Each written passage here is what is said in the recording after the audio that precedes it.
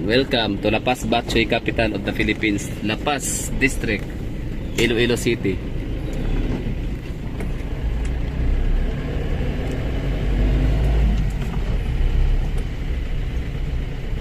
So hindi na tayo dumaan doon sa ano, Gaisano. Hindi na, dito siya. Ito lang sa likod. Oo, likod na to.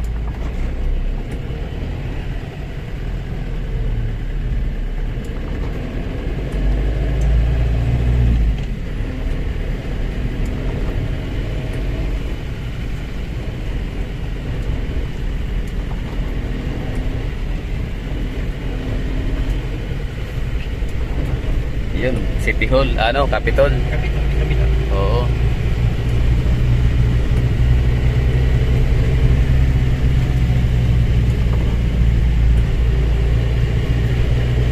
Ulan ka lang, gala ako. Umulan bumagyo, gagala tayo.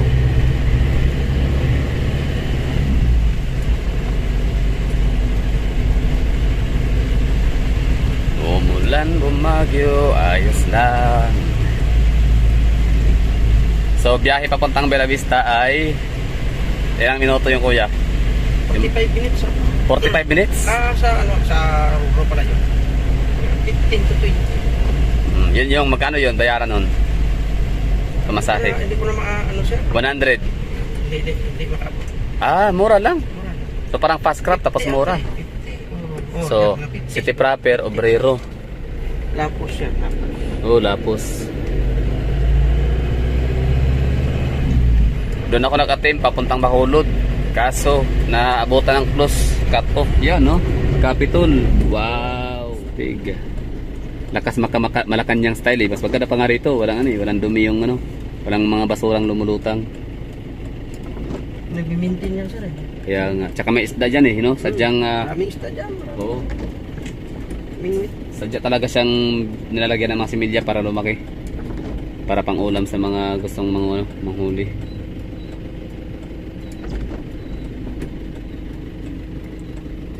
Kapitolyo Provincial. Tapos paggabi dito, umiilaw yung Kapitolyo. Ito ba dadaan? Yung ano? Mamaya galing Gimaras. Oo, kung mag-taxi kayo.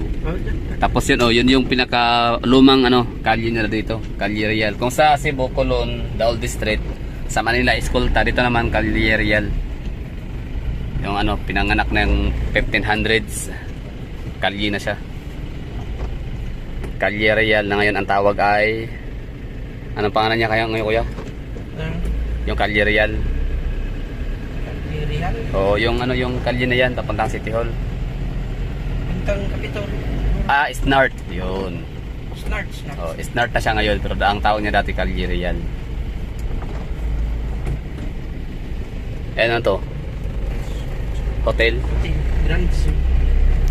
Yun, GX. Grand Sing Hotel.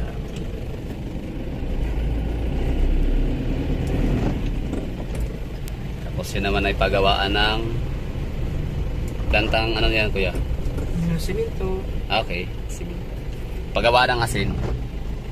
Asan? Gawa ng asin. Oo. Ito sa kabila ata. Okay. Tapos nung dinagyang ginanap yung parang stage, asan yung stage dito? Nasa tapat ng yun eh, ilog. Parang grandstand. Doon natin, napasa na natin. Nalagpasan na ba? Napasa na. Hindi ko nakita. Yan yung Freedom Grandstand. Yung Oo. Freedom Grandstand ang ibig sabihin. Ay, ito sa kabila pa. Iloilo City. At yun nga ang inyong abang lingkod ay parang naiignorante naman talaga ako dito. Oo, bakit ba naman kasi hindi lahat ng lugar? Bakit naman kasi sa Iloilo lang may ganito? Iwan ko ba, no? I mean, paki-comment nga dyan, sinong nanonood ho dito na hindi taga Iloilo? Please let me know in the comment box kung meron ba kayong marerecommend sa akin na isang lugar din sa Pilipinas or iba pang lugar sa Pilipinas na may ganitong struktura, ganitong mga amenities sa lugar ho nila. Yung tipong tulay lang pero ang ganda, di ba? Oh, yung normal lang siya na ilog pero pinaganda. Ilog siya, hindi lang siya basta ilog kundi talagang siya, daanan talaga siya ng mga barko, bangka, and mga mga ferries, no? And at the same time, hindi lang siya basta daanan. Ginawa rin siyang palaisdaan. Ibig ko sabihin, parang maraming nangingisda ho dyan para pangkain. Hindi yung parang pang trip-trip lang na mangingisda tapos kakawalan. Talagang pang ulam, di ba? So ang dami itong ang daming mga isda ho rito na according sa mga Ilonggo people, syempre bakit na naman sasabihin niyo kung hindi naman totoo, di ba? So itong na to, lahat naman talaga ng tinatanong ko mga taxi drivers, no? Lahat ng mga nakausap ko, nakasalamuha kong local so dito sa Iloilo, tinatanong ko talaga for confirmation kung ito ba talagang ilog na to, ito ba talagang mga isda ditong sadyang tinapunan ng mga similya para dumamit magiging source of pagkain, no? Ng mga taga rito sa Iloilo kapag walang ulam gustong mamingwit ipang ulam na, di ba? So ayun, hindi lang siya basta kanal, hindi lang siya basta ilog. So ano na siya, daungan, ginamit siya pang transportation, ginamit rin siya para sa ayun, dagdag pangkabuhay. Hindi naman siya pangkalubuhay kasi hindi naman siya source of income, no? Kumbaga parang mamimingwit lang hudot yung mga tao pag gusto lang ng ng fresh na isda na huli, tapos yun lulutuin at uulamin. Tapos yun pinaganda pinaganda ang mga railings, pinaganda ang mga boardwalks, yung mga sidewalks ng mga daan ho nila. So di ba ang ganda lang, nakakatuwa lang kasi dito sa Pilipinas napaka-common kasi natin talaga na makita mga basura. Super common ho talaga natin na makikita yung mga bato, yung 'di ba kalsada, tapos yung kanilang sidings or yung kanilang pinaka sidewalk, walang sidewalk. Worst, wala pa silang mga drainage, alam niyo yun. So pag umulan, baha, at kapag may basta pag hindi siya maulan, so siya, maalikabok, no? Tapos mabato. Alam niyo yun, basta hindi talaga siya safe.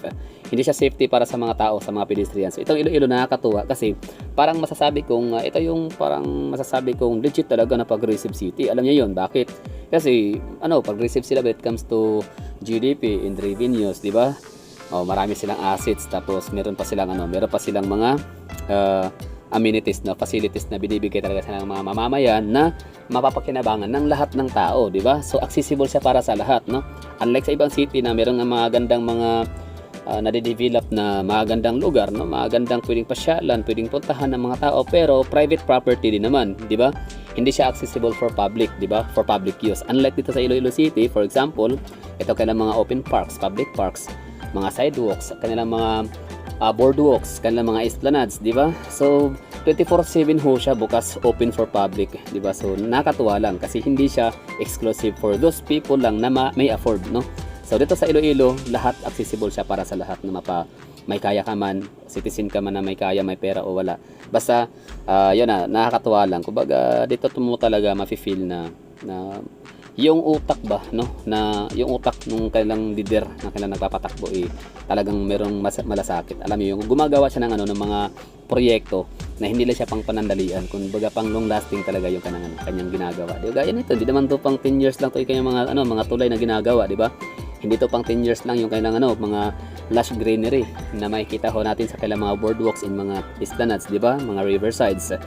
So ito talaga yung pang matagalan, no? Waga very sustainable. Tapos yung yung kailang mga daan, di ba? Yung kailang napakalapad ng mga sidewalks, mga cyclist lane or mga bike lanes, di ba? Ang ganda.